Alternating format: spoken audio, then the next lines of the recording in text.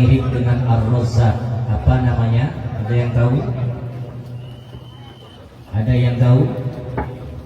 Yang mirip artinya dengan Ar-Razzaq, yang maha memberi rezeki. Ada yang tahu? Kalau ada yang tahu 50.000 nih. Betul nih. Langsung tunai, cash and carry. Ya Wahhab. Siapa yang jawab? Pak Haji Safarudin. Kalau itu beliau yang ngasih saya. Yang saya ngasih beliau. Betul, Ya Wahhab. Nanti kita selesaikan urusannya di belakang.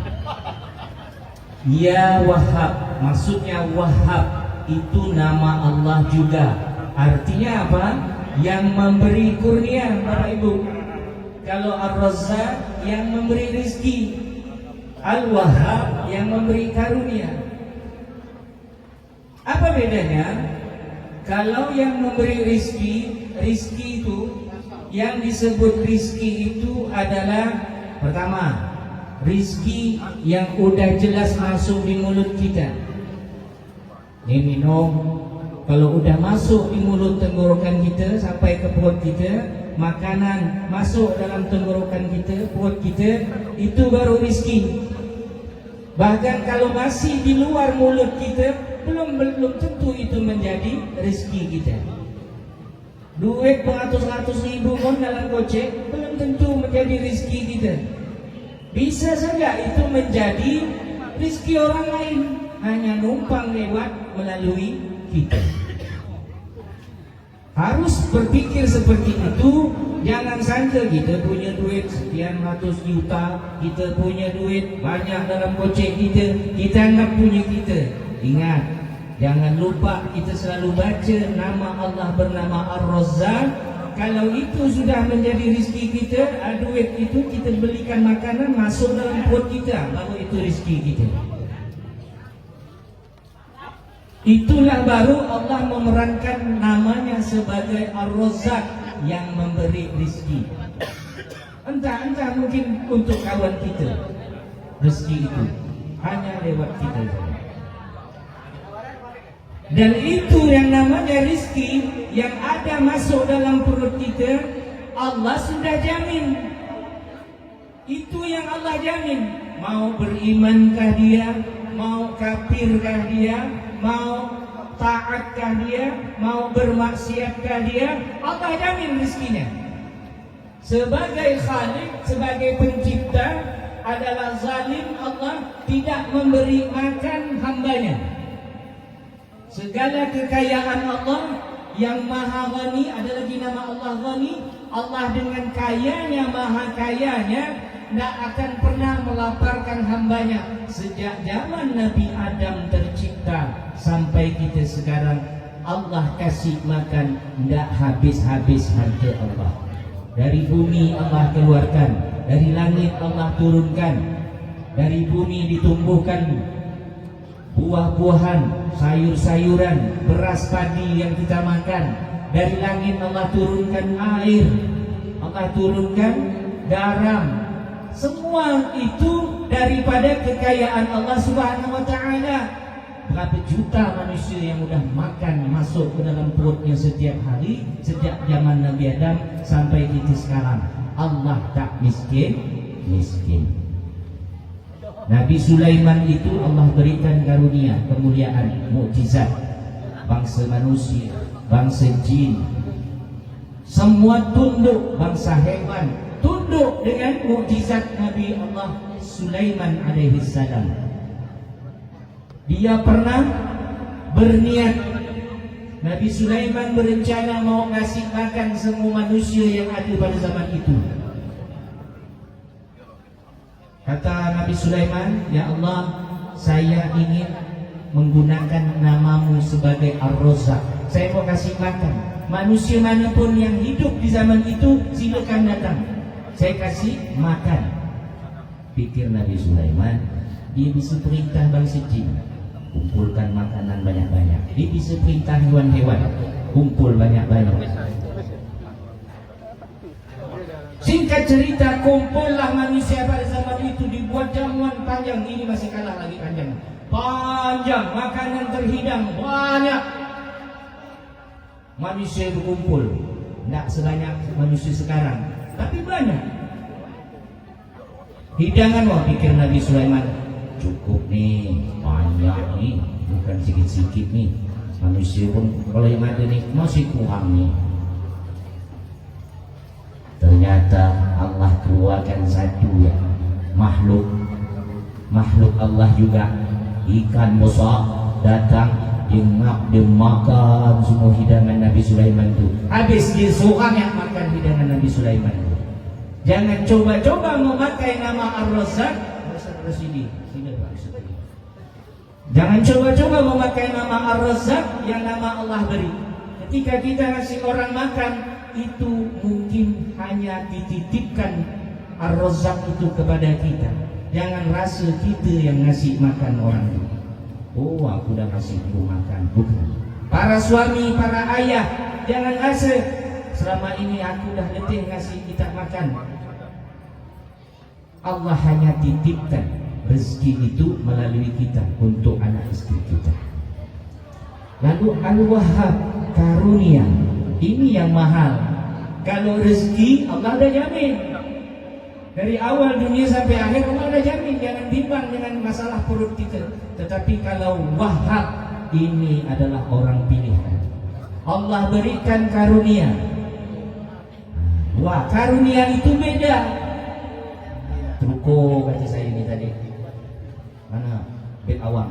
Ruko, rumah mewah, mobil mewah. Kan? Itu karunia. Kesehatan itu karunia. Dan itu tidak semua Allah beri. Maksud saya yang diberi dalam keridhaan Allah. Ketika Allah beri harta yang banyak, rumah, tanah, sertifikat bertumpuk, tetapi dia tetap baik dan terus bertambah kebaikan, itu baru karunia. Kalau Allah beri harta banyak, melimpah, rumah megah, tetapi kehidupannya justru tidak tenang, istri sibuk ke arisan ya terus, suami hal seorang, anak tak ada kasih sayang, larinya ke narkoba, ke nakalan yang lainnya. Harta banyak itu justru istidrak dari Allah Subhanahu wa taala, bukan kurnia atau wahab tadi. Maka ketika kita dapat karunia itu, ukur diri kita semua. Saya pernah ngajak Bapak Ibu, Pak, Bu, yuk kita lihat diri kita. Siapa kita? Dari mana asalnya? Dan siapa orang tua kita? Bagaimana hubungan kita dengan Allah Subhanahu wa taala? Bagaimana hubungan koneksi kita dengan Rasulullah sallallahu alaihi wasallam? Kita ukur. Ini saya tanya. Sama-sama muhasabah, introspeksi diri. Coba bayangkan Pak.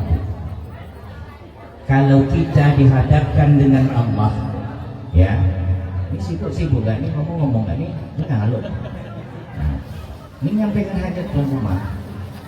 Kalau kita berhadapan dengan Allah, tidak ada yang lain, kita ya dengan Allah.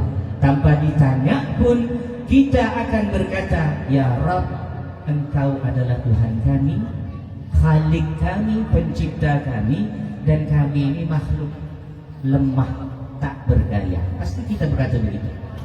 Engkau yang berkehendak atas diri kami.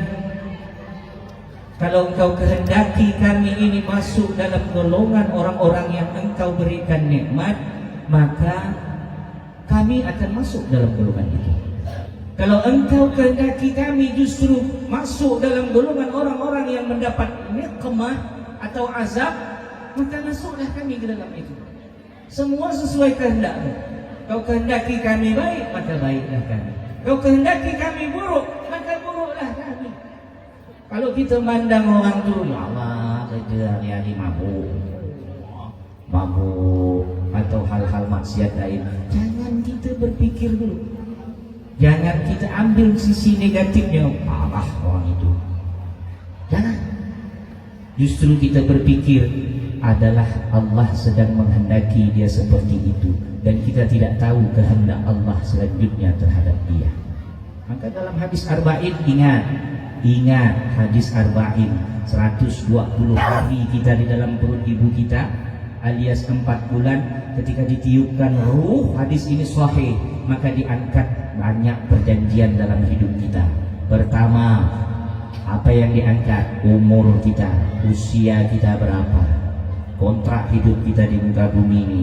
Ada yang 40 tahun udah lewat, ada yang baru 25 tahun udah jalan, ada yang liut panjang umur sampai 70-80 tahun juara bertahan karena kontraknya. Lalu kontrak kedua, jodohnya. Ada yang jodohnya 1, ada yang jodohnya 2, ada yang 3. Itu sudah kontraknya, perjanjiannya. Rizkinya diatur, rizkinya sudah diatur kontraknya. Seberapa banyak dia menerima rizki dari Allah, itu sudah diatur. Pak Dadang kenapa belum duduk? Silakan di panggung Pak Dadang. Alhamdulillah hujan berhenti. Dan kemudian amalnya dikontrak dalam perjanjiannya dengan Allah, ikat angkat janji ikrar. Kita sadar, kita saja tidak tahu ketika dalam alam ruh kita sadar. Sampai kita keluar dari perut mak kita, hijab-hijab dunia terbungkus, makalah kita tuh nangis. Bayi lahir nangis. Kenapa? Karena hijab kebesaran Allah itu tertutup dengan duniawi. Begitu nengok dunia langsung tertutup. Lupalah kita dengan janji-janji itu. Antakunu yaumal qiyamah inna kunna an hadza ghafilin. Itu Al-Quran. Nanti baru kita ngaku, kami lupa ya Allah, padahal kami ingat dulu janjinya, tapi kami lupa ketika di dunia. Ya, dan terakhir ditetapkan siapa yang masuk surga, siapa masuk neraka. 120 hari sudah ditetapkan dalam perut ibu kita. Kalau kita ditetapkan masuk surga, biarpun perbuatan kita setiap harinya di dalam dunia ini perbuatan ahli neraka, sehingga sejengkal sezirah lagi kita dengan neraka itu, kalau memang kita sudah ditetapkan sebagai ahli surga, ada saja jalannya di akhir hidup kita beramal perbuatan amal surga sehingga kita masuk ke dalam surga.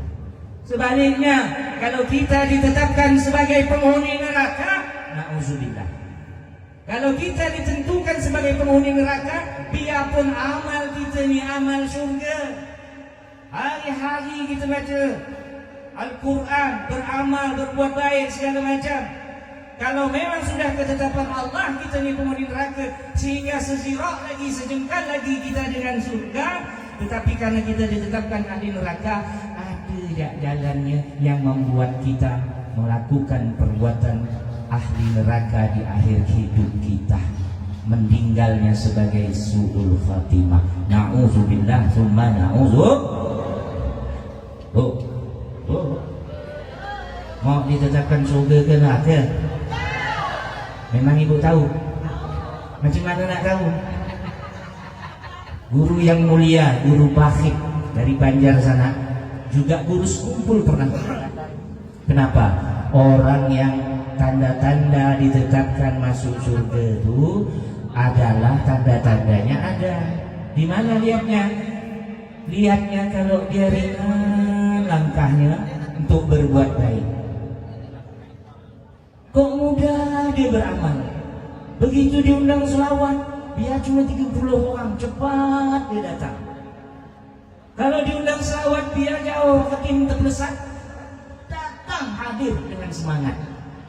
Atau diundang hal-hal baik yang lainnya, berbuat baik, orang datang minta sedekah, mudah dia keluar. Lihat anak yatim, mudah dia santuni. Lihat fakir miskin, dia kenyang orang lapar, dia mudah untuk berbagi. Kepada orang tua dia berbakti, dengan orang lain menghubung silaturahmi, selalu ingin yang baik-baik saja. Kok bisa mudah? Nah, itu ditandakan tanda-tanda orang itu sebagai penghuni surga. Tapi kalau ada selawat, bagus nonton TV ya lah. Oh, ada apa ini? Ada acara-acara kebaikan, tak mau melangkah ke masjid, malas. Apalagi yang sifatnya baik-baik. Ada orang datang minta sumbangan, oh nak kau kapan bapak tak ada. Ada lagi ini itu. Semuanya berat untuk baik. Maka hati-hati, hati-hati. Tanda-tanda kalau dia itu akan ditetapkan menjadi orang yang penghuni neraka. Na'udzubillah, summa na'udzubillah. Maka bersyukur kita, salah satu dari karunia Allah, kita diringankan, mudah untuk berbuat baik, mudah untuk datang ke sholawat ini, mudah untuk segalanya. Maka Allah ringankan itu untuk berbuat baik banyak. Keberkahan itu apa? Keberkahan itu adalah bertambahnya terus kebaikan. Pak Bu, berkah itu bukan banyak sana ini, banyak rezeki dapat. Berkah bukan dapat harta yang banyak. Berkah bukan naik pangkat. Berkah itu kok bisa ingin nambah baik terus ya? Itu berarti berkah. Dalam majelis ini coba lihat, ada ibadah untuk Allah, kebaikan. Ada solawat untuk Rasulullah, perbuatan baik. Ada infak sukarela dari harta yang diberikan kepada Allah, dititipkan kepada kita, kita keluarkan biar sedikit, perbuatan baik. Ada majelis ilmu, menuntut ilmu wajib, dan itu perbuatan baik. Ada majelis ilmu, ya kan? Ada berkumpul bersama orang yang soleh, bergaul bersama orang-orang soleh, orang baik-baik yang hatinya mencari kebaikan. Itu orang soleh, kumpul sama orang soleh, itu perbuatan baik. Satu majelis ini ya kumpulannya banyak kebaikan. Dalam satu kali duduk, satu waktu, satu tempat, kita bisa banyak melakukan kebaikan. Selawat kita dapat, asma husna kita memuji nama Allah, ya kan? Duduk sama orang soleh, dengar ceramah, dapat ilmu dari Ustaz Khairul dan Ustaz lainnya. Ada tas berjalan, kita keluarkan 5.000, 10.000. Bukan yang kita lewatkan gitu ya, tas tu dari kita untuk kita. Tengok son 12 juta tu duit siapa? Duit ibu-ibu, bapak-bapak semua, ya kan? Belum cetak buku. Kalau ibu-ibu pandai balik duit buku kan. Kalau bapak-bapak habis gitu ya. Ibu-ibu duitnya dari bapak-bapak lah. Nah, ngolok-ngolok bapak-bapak kan gitu. 12 jutaan bukan bang ini. Duit ibu-ibu. Ini harta kita semua, bukan harta saya, bukan harta yayasan. Kan saya dah bilang, yayasan adalah dihibahkan untuk umat. Saya tak boleh mewarisi dengan istri saya, dengan anak-anak saya. Ustaz Khairul demikian. Bukan ada milik pribadi, milik umat. Apapun harta kita, harta majlis. iPhone baru kita beli, ibu, mana Bang Haji? Kita beli 4 juta berapa? Berapa harga aku beli? 4 juta berapa dah pokoknya 4 jutaan. Harta kita bukan milik Haji tu, dia ya megang. Dia tak boleh pakai untuk handphone pribadi. Harta kita dah banyak, duit kita. Duit siapa Pak Bu? Duit kita semua kumpul-kumpul 1.000, 5.000. Itu kita membelanjakan harta kita. Makanya dalam laporan jelas Pak Bendahara Umum mengeluarkan, ibu-ibu infaknya 800.000. Bapak-bapak infaknya 200. Jelas. Itu. Jangan biarkan itu untuk kebaikan. Dia cari 5.000, dia cari 10.000, kumpulkan. Saya udah nyiapkan. Dua ya. Bagi 2 anak saya. Keluarkan biar sedikit. Menambah nilai kebaikan. Kalau menambah kebaikan, terus banyak kebaikan, maka itulah barometer keberkahan. Mau berkah, al barakatu ziyadatul khair.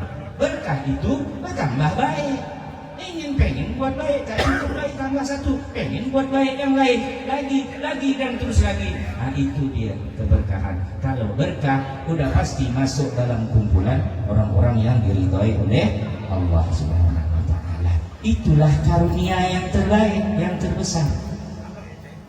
Ruko juga karunia, tapi bisa membawa mudarat kalau kita jauh dari kebaikan. Mobil juga baik, karunia, tapi kalau bisa untuk keburukan bisa menjadi mudarat, jadi istidrak bagi kita. Kalau sudah masuk istidrak, sanastadrijuhum. Nah, itu Al-Quran. Kami yang menentukan itu. Dia ngasih dengan dunianya, dia ngasih dengan pekerjaannya, dia ngasih dengan isi perutnya. Lalu kami biarkan dia ada break, ambil dunia ini, ambil, lanjut, kata Allah. Tetapi kau jauh dariku, kau jauh dari agamaku. Na'udzubillah, tsumma na'udzubillah. Jadi kita minta atas nama Ar-Razzaq Allah, jangan pernah melaparkan kita, jangan pernah melaparkan anak istri kita. Kita minta Al-Wahhab, berikan kurnia kita untuk kita bisa berbagi kepada yang lain. Harta yang banyak, limpahan nikmat itu bisa membuat kita berimpak di jalan Allah Subhanahu wa taala. Sayyidina Utsman dari kaya-kaya habis untuk Islam, kan? Belum lagi sahabat-sahabat yang lainnya. Abdurrahman bin Auf, kalau di duit sekarang itu 7,7 triliun duit sekarang. Total yang diinfakkan Abdurrahman kira-kira. Nah, kita ada berapa triliun? Nah, kita boleh 2.000 jadilah, 5.000 jadilah. Kita 300 lebih, 5.000 ya untuk majelis udah 1,5 juta. 5.000 ya, apa lagi 10.000, apa lagi 20.000.